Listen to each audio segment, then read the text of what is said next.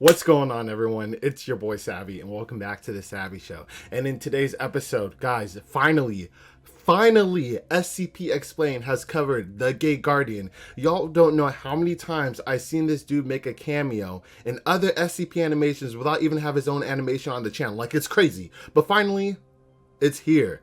This is SCP-001, the Gate Guardian. Another proposal back to back, guys. I'm loving it. This was one of the few SCPs that stood out to me when I actually dived deep into like the SCP universe. And I saw this one. I thought it was really cool. But there was not that many animations about it in the beginning. As you can see on the channel, I did cover like literally the only one that was out way back in the beginning stages of this channel. But yo, I'm glad that we made it here today to see an animation of this on this channel. So with that being said, y'all don't know how happy I am right now seeing this right in front of me. So guys, if you're excited for this animation and you guys do enjoy this reaction, please remember to smash that like button, also smash the sub button, join the family, and hit that bell so you can stay plugged for each and every upload. So I'm not wasting any more time, guys. Let's get this show started. Alrighty, SCP-001, the Gate Guardian. Let's go. Finally, man, finally. If you've ever read the book of Genesis, which is the part of the Old Testament that details God creating the world and humanity during a particularly busy week, then you might just be already familiar with SCP-001, or at least one of the anomalies that's been proposed for the title of SCP-001. Also, when they say God too, I'm personally taking it as the actual God of this world. I'm not taking it as SCP-343, which he claims to be God.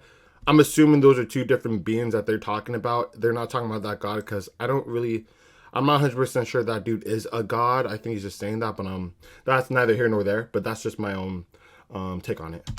Because of course, SCP-001 doesn't refer to a single creature, object, or entity, but rather a collection of various anomalies contained by the SCP Foundation. Yep. Anomalies sharing the name SCP-001 include the infamous Scarlet King, a powerful eldritch being intent on ending all of creation that is thought by Foundation researchers to be one of the most dangerous beings in this and any other universe. But the Scarlet King isn't the only incredibly powerful being categorized as SCP-001. It's like over 30 of them. There are plenty of other anomalies with similar levels of destructive power.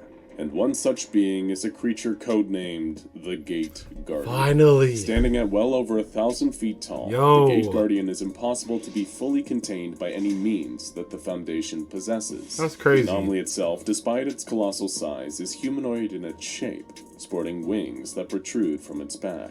While it usually has 4 of these, SCP-001 has historically been seen to have any number of wings between 2 and 108, Whoa, sprouting what? from various places over its body, including its shoulders, ankles, wrists, and even its temples. Oh, wow, I didn't know those were wings. This gigantic guardian also carries its own weapon, referred to as SCP-001-2. This weapon resembles an enormous knife or sword, capable of emitting plumes of flame. According to tests conducted by the Foundation, the temperature of the flames produced by SCP-001 rival that of our very own sun. Jesus. For reference, the sun has a core temperature of over 27 million degrees Fahrenheit and 5,778 Kelvin at its surface, or almost 10,000 degrees Fahrenheit.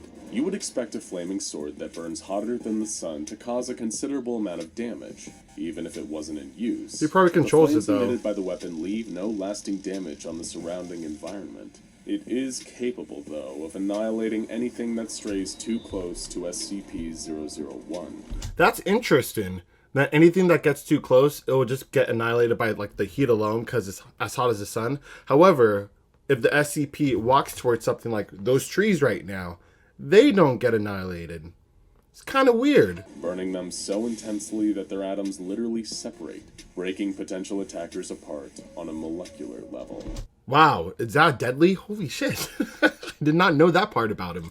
Much as its codename suggests, the Gate Guardian stands solemnly at the threshold of some form of dimensional gateway, which is equally tall as SCP-001 itself. Which I believe is the Garden of Eden. That's just my own opinion. Behind the Guardian is a lush grove, abundant with fruit trees of astronomical size, as well as other beings that share a similar appearance to SCP-001.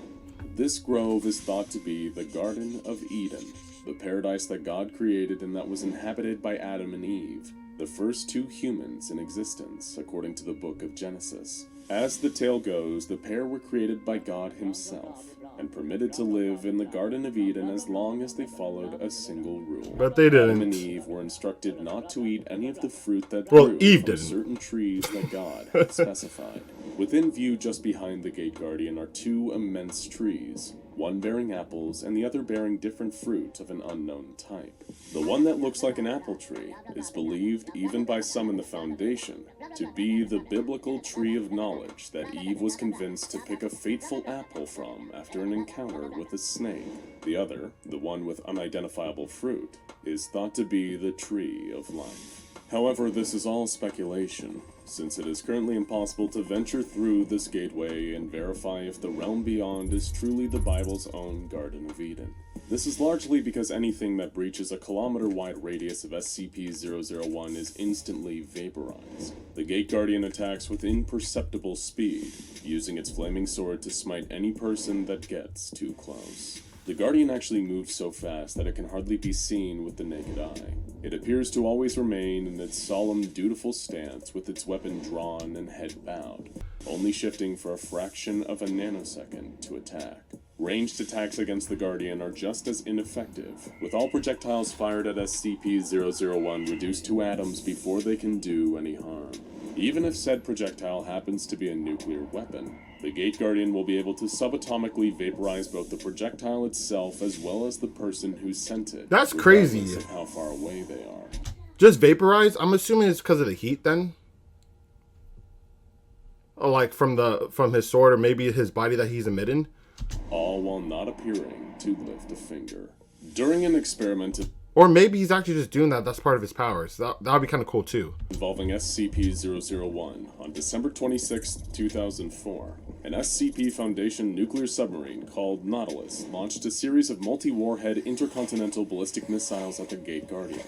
The retaliation from the Guardian resulted not only in the deaths of approximately 35,000 innocent civilians, but the blast is also believed by some to have inadvertently caused the 2004 Boxing Day tsunami. What? The severity of this incident came dangerously close to revealing the Foundation's existence to the world, resulting in them rapidly deploying any means necessary to erase any trace of the 35,000 victims' families, friends, and other related individuals. How are you going to do that? You need a lot of amnestics to do that. But I don't even think that's possible. In order to avoid questioning, the SCP Foundation administered amnestics on an almost worldwide scale, and the O5 Council banned any further tests on SCP. But wouldn't that be bad though if some of the people that weren't part of the casualties' families got amnestized? Because you're just spreading it around. You don't know who's getting it. Like, what? There could be someone that's part of their family on a trip somewhere and coming back and still has a memory of it, you know? 001 that involved nuclear weapons. That's crazy. In what was hoped by the Foundation to be a test with lower stakes, they sent an expendable D-Class personnel towards SCP-001. The D-Class approached the area where the Gate Guardian is located, and as soon as they saw it, they could hear a very clear command in their mind. Leave.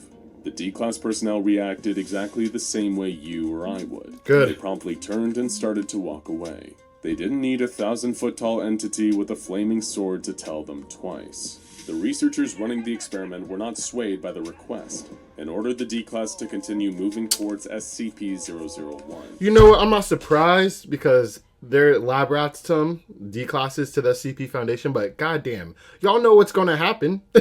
He's going to die. When the D-Class continued to ignore their commands, they were terminated, as is standard policy when dealing with an insubordinate member of D-Class. SCP-001 appeared not to like this for some reason, though, and the researcher site, as well as the researchers themselves, were immediately obliterated by an unknown force. Wow. But it's a pretty safe guess that a certain flaming weapon was responsible. How did the weapon get inside the building without, like, completely destroying it? I'm assuming maybe it's just part of the animation, but if it's not and it's part of his like powers, I'm assuming he could like control the heat some way, somehow. That's how he could vaporize people in different areas of the world without vaporizing the surroundings of the person inhabiting that area. For example, the guy that was driving that plane, how he got vaporized, but the plane was still okay. So if it's not part of the animation and it's about him in his file, I think that's how he's doing this. It would make sense because one, his sword can't reach that high. So this candidate for SCP-001 may be one of, if not the most powerful being that the SCP Foundation has ever encountered. According to its entry in the SCP-001 file, I got a fake one. The Guardian is even responsible for the creation of the Foundation itself. Huh? If the file is to be believed, the administrator of the SCP Foundation one day heard a word echoing through his head. Prepare. This one-word instruction led him to starting the SCP Foundation, containing countless dangerous anomalies and entities in preparation for an uncertain future. In all that time, since the very beginning of the Foundation, the Gate Guardian has remained standing at its post. While it is not aggressive nor openly hostile towards humanity, the Gate Guardian doesn't seem to care much for us either. Yeah, that's why it doesn't make sense for them telling you to prepare. For him to tell you guys to prepare, or the administrator.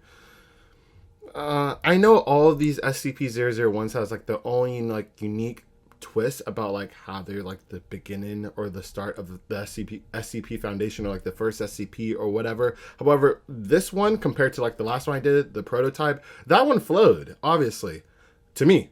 But this one, it just seems like it was like just there, just because, you know, it's 001. I feel like it's so unnecessary for this SCP in itself, but that's just in my own opinion.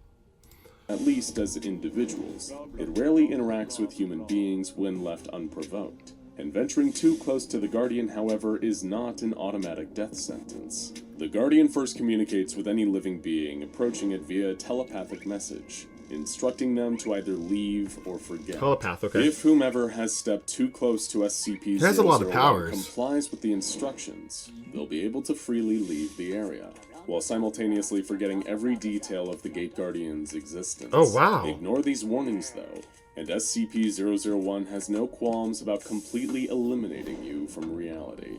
Given its enormous eliminate him from reality? Okay, that could still be considered getting vaporized. Okay, I thought he was doing something else different from like heat powers or whatever.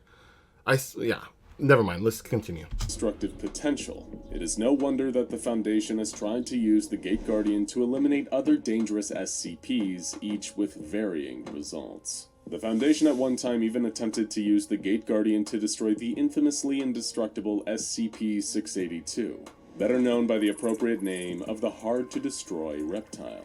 Due to the malicious contempt SCP-682 holds for human beings and all other forms of life, it is perhaps one of the most dangerous anomalies the SCP Foundation has in containment. SCP-682 is also one of the few creatures the Foundation actively wants to terminate. A task made that much harder given that 682 can regenerate its entire form from as little as a single cell. You know this very well. The Guardian had already shown time and time again that it was capable of massive destruction, and researchers working for the Foundation hope to harness that power to rid the world of SCP-682 for good. 682 was placed on an unmanned vehicle and carried to within 1 kilometer of the Gate Guardian.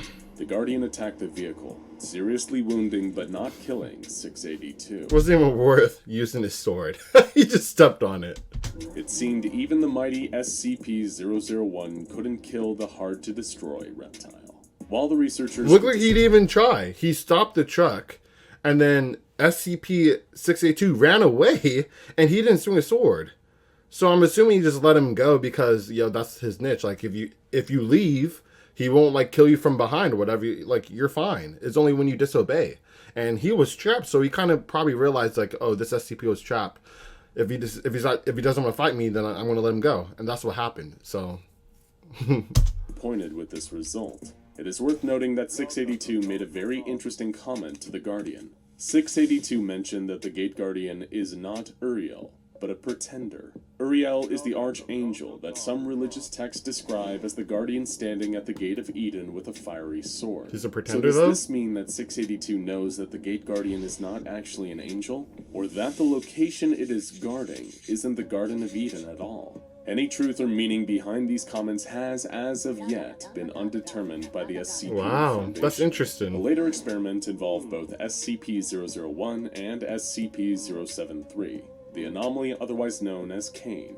Cain is a male humanoid of possible Arabic descent whose arms, legs, spine, and shoulders are replaced in almost cyborg-like fashion with beryllium bronze. Much like the Gate Guardian, SCP-073 may also be the same as the one mentioned in the Bible's book of Genesis, who, according to the biblical story, murdered his own brother Abel out of spite. Yep. As punishment for his actions, Cain was cursed to eternally suffer for his wrongdoing. Sons of Adam. In the case of SCP-073, any damage inflicted on him is deflected back to the attacker. Which is so broken. So broken. Like, one of the most broken powers for someone that's such a little, you know what I want to say. But anyway. But Cain is made to feel the pain of the attack. Any plants or plant-based matter withers and rots in his presence, and he is cursed with a perfect memory, keeping him forever haunted by his murder of Abel. When Cain was brought before the Gate Guardian, an unknown incident occurred. The Foundation's records are heavily expunged, but we do know that somehow Cain's usual ability to deflect incoming damage back at his attacker had no effect on SCP-001. The encounter left SCP-073 unconscious, and even permanently blinded nearby research personnel. Whoa. It was as a direct result of this incident that the O5 Council demanded that no further experiments of any kind were to be conducted on SCP-001. Yeah. With the That's pretty administrator deadly. even filing an executive order that no SCPs be exposed to the Guardian, and that SCP-001 Shy guy. was to never be used for the attempted termination of other SCPs. Of course, perhaps it wasn't just the mistakes of the past that made the Council decide that SCP-001 was best left alone. At some point, an erratic transmission was received from Site-0 by Foundation personnel, detailing an XK-class end-of-the-world scenario. In the transmission, the sender, believed to be another member of the SCP Foundation, described an event during which the Gate Guardian finally left its post, stepping away from the entrance to the Garden of Eden. SCP-001 has Supposedly. left its location, the sender wrote. The gate is open. They are riding forth. Oh God, it's so beautiful. Riding forth? The transmission then goes on to repeat various phrases including, "The Lord shall reign forever," and "Hear, O Israel, the Lord our God, the Lord is one." What can be inferred from the rambling transmission is that the event being described is the end of the world. Some believe that once God deems it time, his angelic armies will lay waste to the earth in order to remake it as a paradise. What? When this occurs, SCP-001, the Gate Guardian, will open the gate he stands in front of, allowing the other beings like it to emerge into our world, Wow. ready to cleanse it. I wonder if this Gate Guardian is just like a foot soldier, and there's other and God, the actual God, has an army of these Gate Guardians, and this one's not even the strongest one. That'd be kind of crazy. Like, literally. Perhaps most interesting is the source of the message. The transmission was received from within the Foundation from Site-0. However, when questioned by personnel, O5-14 told them that no such message had been sent or even existed. While some disregarded the transmission telling of the end of the world as a hoax, it was then that a timestamp was discovered. This warning had not been sent from Site-0, at least not yet, and was dated several years in the future. Despite this ominous warning of things to come, the Gate Guardian remains inactive, standing at the threshold to Eden, waiting.